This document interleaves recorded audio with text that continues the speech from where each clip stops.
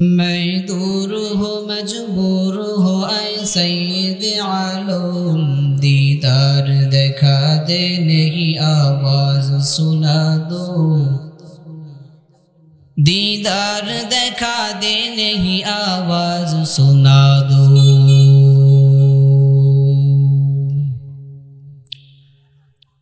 मैं सूरत यूसुफ को नहीं चाहने वाला, मैं सूरत यूसुफ को नहीं चाहने वाला।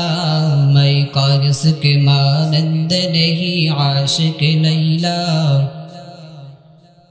मैं कायस के मानंद नहीं आशिक लैला।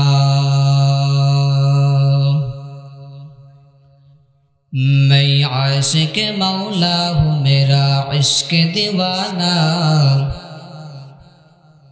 मैं आशिक मौला हूँ मेरा इश्क दीवाना। ये जुमला जगह जिसके तजल्ली से उजाला, ये जुमला जगह जिसके तजल्ली से उजाला। उल्फत में बराबर के वफा हो के जफा हो, उल्फत में बराबर के वफा हो के जफा हो। हर चीज में लज्जत है अगर दिल में मजा हो, हर चीज में लज्जत है अगर दिल में मजा हो। एक चश्मे ज़दन गाफिल ज़ा शाह नबाशी, एक चश्मे ज़दन गाफिल ज़ा शाह नबाशी। शायद के निगाहे कुनदा गाह नबाशी, शायद के निगाहे कुनदा गाह नबाशी। इन्नमा तौबतु अलल्लाहि लिल्लज़ीना यअमलूना अस्सूअ बिजहालतिन, यअमलूना अस्सूअ बिजहालतिन थुम्मा यतूबूना मिन क़रीब फ़उलाइक यतूबुल्लाहु अलैहिम वकान अल्लाहु अलीमन हकीमा। अल्लाह रब्बुल आलामीन तौबा कबूल करबेन काদের, কোন ব্যক্তিদের তওবা কবুল করবেন? আল্লাহ তাআলা বলেন, ও মানুষের দল, আমি আল্লাহ তাআলা ওই সমস্ত ব্যক্তিদের তওবাকে কবুল করে থাকি। কাদের তওবা আল্লাহ কবুল করবেন আর কাদেরটা কবুল করবেন না, আল্লাহ সেইটা কোরআনের মধ্যে বলে দিয়েছেন কিনা? বলেছেন না? আল্লাহ তাআলা বলেন, বান্দা তুমি জীবনে যতগুলো গুনাহ করো না কেন, যতগুলো পাপ কাজগুলো বান্দা তুমি করো না কেন, তোমার এই পাপগুলো যদি বান্দা তোমার অজ্ঞত বশত হয়ে যায়, অজানা অবস্থায় হয়ে যায়। অজানা বলতে তুমি যে পাপটা বান্দা করতেছো, এই পাপের পরিণামে আল্লাহ তোমার কি শাস্তি দিবেন, এই শাস্তির কথা বান্দা তুমি জানো না। এই শাস্তির কথা বান্দা তুমি জানো না, কেমন পরিমাণ শাস্তি আল্লাহ দিবে তোমার জানা নাই। অজানা অবস্থায় তুমি হঠাৎ একটা গুনার কাজ করে ফেলেছো, এমন যদি কোনো বান্দা করে থাকে আর সঙ্গে সঙ্গে যদি ওই বান্দাটা তওবা করে নেয়, তওবা করার সঙ্গে সঙ্গে আল্লাহ বলেন, বান্দা তোমার তওবা করতে দেরি, আমি আল্লাহ তোমারে মাফ করতে দেরি করি না। সুবহানাল্লাহ। আল্লাহ আল্লাহ क्या मुबारक नाम है, अल्लाह अल्लाह आशिकों का काम है। अल्लाह अल्लाह तू मेरा माबूद है, अल्लाह अल्लाह तू मेरा माशूक है। या इलाही मुझको मुझसे दूर कर, ताकि देखो मुझ में तुझको एक नजर। या इलाही तू मेरा माबूद है, या इलाही तू मेरा माशूक है। अल्लाह ताला केमन दयार আল্লাহ। আল্লাহ বলে বান্দারে তুমি যত গুনাহ করো না কেন, তুমি যদি পাহাড় সমতুল্য গুনাহ করে ফেলো, তুমি যত বড় গুনাহগার বান্দায় হও না কেন, বান্দা তুমি যত বড় গুনাহ করো না কেন, আমি আল্লাহর দরবারে যদি একবার এক ফোঁটা চোখের পানি ফালাইয়া দাও, আর যদি বলো রে আল্লাহ জীবনে কত গুনাহ করলাম, মালিক আজকে আমি গুনাহগুলো বুঝতে পেরেছি, নিজের ভুল বুঝতে পেরেছি, ও আল্লাহ তুমি আমারে ক্ষমা করিয়া দাও, জীবনে কখনো আর গুনার ধারে যাব না, গুনাহ করব না, ইচ্ছাকৃত কোনো গুনাহ করব না। বান্দা যদি তুমি আমার দরবারে এমন করে একটি বার যদি বলতে পারো, আমি আল্লাহ তাআলা তোমার তওবারে কবুল করে নিব, শুধু তওবায় কবুল করব না, অপর আয়াতের মধ্যে আল্লাহ বলে দিলেন ইল্লা মান তাবা ওয়া আমানা ওয়া আমিলা সালিহা। আল্লাহ রাব্বুল আলামিন বান্দা যদি তুমি তওবা করে করে চলতে পারো, ওয়া আমিলা সালিহান ফাউলাইকা ইউবাদদিলুল্লাহু সাইয়্যাতিহিম হাসানাত। বান্দা তুমি গুনাহ করার পর সঙ্গে সঙ্গে যদি আমি আল্লাহর দরবারে তওবা করো, আর যদি বলো আল্লাহ জীবনে আর গুনাহ করব না, আমারে মাফ করিয়া দাও, আমি আল্লাহ তোমার গুনাহগুলো মাফ করে দিব, শুধু গুনাহই মাফ করব না, তোমার জীবনে যতগুলো গুনাহ ছিল রে বান্দা, সমস্ত গুনাহগুলো রে আমি আল্লাহ নেক দ্বারা ভরপুর করে দেব। সুবহানাল্লাহ। আমাদের গুনাহগুলো কি করবেন? গুনাহ তো আমরা করেছিলাম, যখন বান্দা গুনাহ করলো, গুনাহ করার পর তওবা করলো, আল্লাহ বলেন তোমার তওবা তো আমি আল্লাহ গ্রহণ করেছি, তোমার গুনাহ মাফ, যত গুনাহ ছিল সমস্ত গুনাহ, আর গুনাহ নাই সমস্ত গুনাহগুলো বান্দা তোমার নেক হয়ে গেছে। সুবহানাল্লাহ। এজন্য তওবা আমরা করব না? তওবা করতে রাজি আছি না? আমরা মানুষ তো, মানুষ শব্দের অর্থ কি ভাই? ইনসান মানে হলো ভুল, মানুষ ভুলের ঊর্ধ্বে না। তাহলে বোঝা গেল আমরা সকলেই গুনাহগার, আমরা গুনাহগার, আমাদের তওবা করার প্রয়োজন আছে।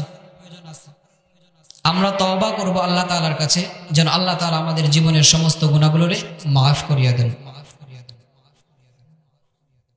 তওবা মানুষের এমনি এমনি হবে না, তওবা করার জন্য কপাল লাগবে, কপাল, ভাগ্যের প্রয়োজন আছে, ভাগ্য ছাড়া কোনো বান্দার কপালে কোনো সময় হেদায়েত জোটে না। হযরত ওমর রাদিয়াল্লাহু তাআলা আনহু তিনি প্রাথমিক অবস্থায় মুসলমান ছিলেন না, কাফের ছিলেন। কি ছিলেন? কাফের ছিলেন, কিন্তু তার কপাল কেমন ভালো, কোন জায়গায় যাওয়ার সময় আল্লাহ তার কপালে হেদায়েত দান করলেন। রওনা হয়েছেন মুহাম্মাদের কল্লা কাটবে, মুহাম্মদকে দুনিয়া থেকে বিদায় করে দেবে, আল্লাহর নবীরে দুনিয়ার মধ্যে রাখবে না, দুনিয়া থেকে বিদায় নেবে, তরবারি নিয়ে রওনা। হঠাৎ রাস্তার মধ্যে লোকের সঙ্গে দেখা হয়ে গেল। ওমর, কি ব্যাপার, তোমার মেজাজটা আজকে এত কড়া কেন? কোথায় যাও তরবারি নিয়া? বলে মুহাম্মাদের কল্লা আনতে যাই, মুহাম্মাদের কল্লা, মুহাম্মদ রে দুনিয়া থেকে বিদায় দিয়া দিব। মুহাম্মদ নাকি আমাদের ধর্মের বিরুদ্ধে কথা বলে, মুহাম্মদ নাকি আমাদের ধর্মের বিরুদ্ধে আওয়াজ তুলতেছে, মুহাম্মদ রে আর দুনিয়ায় রাখা যাবে না, মুহাম্মদ রে দুনিয়া থেকে বিদায় করে দেওয়ার জন্য রওনা। বলে নিজের ঘরকে আগে সামলাও, এরপর তুমি মুহাম্মদের কাছে যাও। নিজের ঘরকে আগে সামলাও, এরপর তুমি মুহাম্মদের কাছে রওনা হয়ে যাও। বলে কেন কেন, কি ব্যাপার? বলে যাও দেখো তোমার ঘরের মধ্যে কি অবস্থা। উমার উল্টাই রওনা বোনের ঘরে, যাই দেখতেছে নিজের বোন আল্লাহ তাআলার পবিত্র কালামুল্লাহ শরীফ তেলাওয়াত করতেছি। সুবহানাল্লাহ। হঠাৎ ওমরের মেজাজটা করা হয়ে গেল। ও বোন, কি ব্যাপার?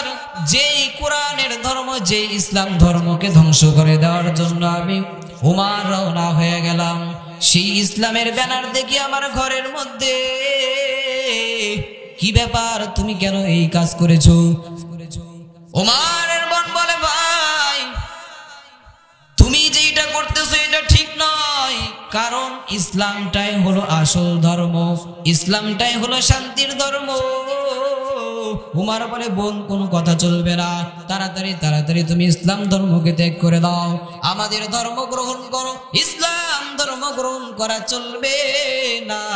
বোন বলে, রে ভাই আমি মুসলমান হয়েছি, আল্লাহর দিন ধর্মকে গ্রহণ করেছি, ইসলাম ধর্ম গ্রহণ করে নিয়েছি, এই বোন আর কখনো বেঈমানদের ধর্মকে গ্রহণ করবে না। উমার বোনের উপরে আঘাত করা শুরু করে দিল। বলে, বোন তাড়াতাড়ি ইসলাম ধর্মকে পরিত্যক্ত করে দাও, নয়তো তোমার দুনিয়া থেকে বিদায় করে দেব।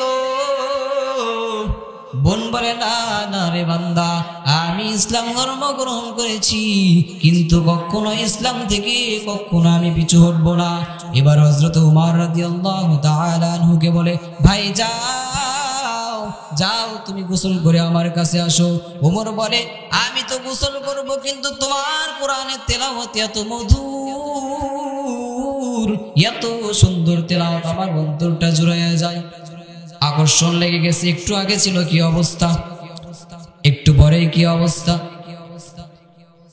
হেদায়াত এমন একটি সম্পদ, সকলের অন্তরের মধ্যে, সকলের কপালে এই ভাগ্যটা জুটবে না। যারা এই মূল্যবান সম্পদ পাইছেন তারা বড় ভাগ্যবান। আল্লাহ তাআলা আমাদেরকে এত সুন্দর একজন নবীর উম্মত বানাইছেন, এত সুন্দর একজন, এত সম্মানী মর্যাদাবান নবী, যেই নবী সমস্ত নবীদের সরদার, যেই নবী জান্নাতে ঢোকার আগ পর্যন্ত কোন নবী পর্যন্ত জান্নাতে ঢুকতে পারবে না। এই নবীর কারণে আজকে আমরা এত সম্মানী। ও নবীর উম্মতের দল, যেই নবীর কারণে আজকে আমরা উম্মত এত মর্যাদাবান হয়ে গেলাম।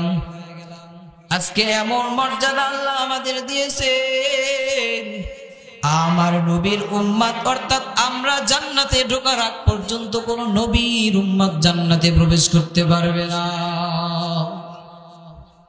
কেমন সম্মান মর্যাদা আমার দিয়ে দিলেন আল্লাহ। সম্মান তো পেয়েছি, সম্মানটা আমাদের ধরে রাখতে হবে, এই সম্মানটা আমাদেরকে বজায় রাখতে হবে। এত সম্মান, এত মর্যাদা আল্লাহ কেন দিলেন? বলে, বান্দা তোমরা যদি দুনিয়ার বুকে সঠিকভাবে চলতে পারো, দুনিয়ার বুকে যদি বান্দা তোমরা তওবা করে নিজের জীবনটা যদি গুনাহমুক্ত জীবন বানায় নিতে পারো, আমি আল্লাহ তাআলা তোমাদেরকে বিনা হিসাবে জান্নাতে প্রবেশ করে দেব। সুবহানাল্লাহ। আজকে আমরা কোন পর্যায়ে? আজকে মুসলমান হওয়ার পর আমাদের ঘরের মধ্যে হিন্দুদের কালচার, আমাদের বিবাহ বাদ্য বিবাহ অনুষ্ঠানের মধ্যে হিন্দুদের অবস্থান, আমাদের অনুষ্ঠানের মধ্যে হিন্দুদের কালচার গুলো আমরা পালন করতেছি। অথচ মুহাম্মাদের আদর্শ কত সুন্দর, মুহাম্মাদের সম্মান কত, মর্যাদা কত বেশি, মুহাম্মাদের আদর্শ কত মূল্যবান আদর্শ। এই আদর্শকে ছাইরা আজকে আমরা বেঈমানদের আদর্শ আমাদের জীবনের মধ্যে বাস্তবায়ন করতেছি, ঠিক কিনা? ও মুসলমান, তুমি একজন মুসলমান হইয়া কেমনে পারো একজন বেঈমানের আদর্শ তোমার জীবনে বাস্তবায়ন করতে তুমি কেমনে পারলা? তুমি তো একজন মুসলমান, তোমার আদর্শ দেখে অপর বেঈমান মুসলমান হবে। তোমার চলাফেরা দেখে তোমার ব্যবহার দেখা অপর মুসলমান, অপর হিন্দু বৌদ্ধরা বেঈমানরা তারা মুসলমান হয়ে যাবে। কিন্তু তুমি এমন পর্যায়ে চলে গেছো, রে বান্দা। আজকে তোমার দেখা কেমনে বেঈমান মুসলিম হবে? বরং তোমার সঙ্গী সাথী একজন মুসলিম ভাই পর্যন্ত বেঈমানদের আদর্শ নিজের বাস্তবায়ন করে নিয়েছে জীবনের মধ্যে। ঠিক কিনা? আমরা মুসলমান, আমরা এমন ভাবে চলবো যেন অপর মুসলিম ভাই যেন আমাদের দেখে মুসলমান হয়ে যায়, তারা যেন আমাদের ধর্মের প্রতি আকর্ষিত হয়ে যায়। অথচ আমরা কেমন ভাবে চলি? আমাদের সঙ্গী সাথী মুসলমান ভাইরাই আমাদের মুসলমানদের বাদ দিয়া, মুসলমানদের ধর্ম বাদ দিয়া, মুসলমানের আদর্শ বাদ দিয়া বেঈমানদের আদর্শ নিজের জীবনে বাস্তবায়ন করে নিয়েছে। কেউ যদি হারামকে হালাল মনে করে ওর ঈমান থাকবে না। হারামকে হালাল মনে করলে ওর ঈমান শেষ। আমরা এখন এটা এমন অবস্থায় নিয়ে আসছি যে ডেক সেট না বাজাইলে বিবাহের মধ্যে অনুষ্ঠান না করলে বিবাহ সম্পূর্ণ হয় না। এমনটা হয় না? এমনটাই তো হইতেছে বর্তমান সময়। ডেক সেট না বাজাইলে কি বিয়ে হইতেছে? এটা একটা কোনো বিবাহ হলো? অনুষ্ঠান নাই, মানুষ নাই, গান বাজনা নাই, বক্স নাই, লোকজন নাই। হায় হায়, আল্লাহ আমাদের কবুল করুক, আমিন। বিবাহর আদর্শ কেমন? নবীর মেয়ে ফাতেমা রাদিয়াল্লাহু তাআলা আনহা সাধারণ কোন নারী নাকি? সাধারণ কোন নারী? কেমন নারী? জান্নাতের নারীদের সরদার ফাতেমা রাদিয়াল্লাহু তাআলা আনহার বিবাহ কেমনে হলো? আমরা যদি এই ইতিহাসগুলো জানতাম, নিয়মগুলো যদি আমরা জানতাম, আমাদের মেয়েদের কন্যাদের বিবাহের মধ্যে কখনো আমরা এইগুলো হারাম কাজগুলো করতাম না।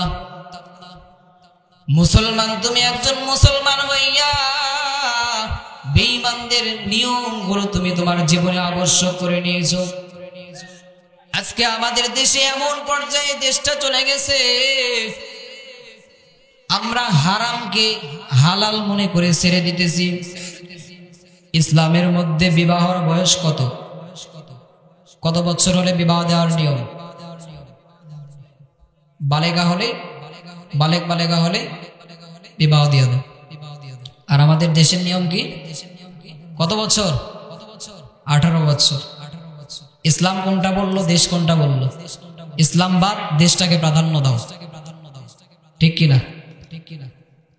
অথচ ইসলাম বলে দুজন নারী পুরুষ যদি একসঙ্গে ঘোরাফেরা করে কোনো মাঠে, ময়দানে, কোনো পার্কে, এটা কি ইসলাম হারাম বলে না জায়েজ বলে? হারাম। কথা একটু মনোযোগ দিয়ে বুঝবেন, বোঝার বিষয়। ইসলাম বলে বালেগা হলেই, প্রাপ্তবয়স্কা হলে বিবাহ দিয়ে দাও। দেশ বলে 18 বছরের আগে বিবাহ দেওয়া যাবে না। অপরদিকে ইসলাম বলে দুজন নারী পুরুষ একসঙ্গে মেলামেশা, চলাফেরা, ঘোরাফেরা, কথাবার্তা বলা যাবে না বিবাহ ছাড়া, যারা মুহরিমা ব্যক্তি। আর যদি এইটা কোনো আইন শৃঙ্খলা বাহিনীকে বা কোনো এলাকার নেতা বা কোনো উঁচু পর্যায়ের ব্যক্তিকে জানানো হয় যে ওই যে দেখেন দুইজন ছেলে আর মেয়ে, ওরা দুইজন ঘোরাফেরা করতেছে, জবাব কি দিবে? ঘুরতেছেই তো, আর তো কিছু করতেছে না। কি কথা কি ঠিক আছে আমার? অথচ ইসলাম কি বলে? এটা হারাম না জায়েজ? হারাম। মানুষ বলতেছে ঘুরতেছে, ঘুরুক। ওরা বয়ফ্রেন্ড, গার্লফ্রেন্ড বা ফ্রেন্ড বা মামাতো, চাচাতো, ফুফাতো ভাই বোন করতেছে, করুক, সমস্যা কি? অর্থ তেমন কিছু করতেছে না, তাই না? অথচ কি এটা কি হারাম না জায়েজ? হারাম না? এটাকে প্রাধান্য দিল। আর ওই যে আল্লাহ তাআলা বলেছেন যে বালেগা হলে, প্রাপ্তবয়স্ক হলে বিবাহ দিয়ে দাও, এখানে এসে কি বলে? বিবাহ দেওয়া যাবে না, 18 বছর হতে হবে। আল্লাহ কি 18 বছর হওয়ার কথা বলছেন? নাকি প্রাপ্তবয়স্ক হলে বিবাহ দিয়ে দাও?